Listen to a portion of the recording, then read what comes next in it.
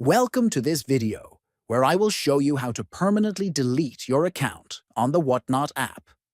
Many users may decide to close their accounts for different reasons, such as switching platforms, reducing screen time, or simply no longer needing the service. First, open the Whatnot app on your device.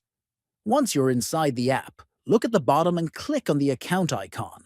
Then, scroll down and tap on Preferences. After that, continue scrolling until you see the option labeled Delete Your Account and tap on it.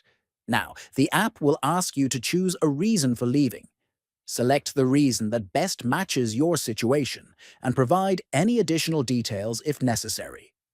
Once you have done that, tap on Permanently Delete Account. A confirmation message will appear on your screen.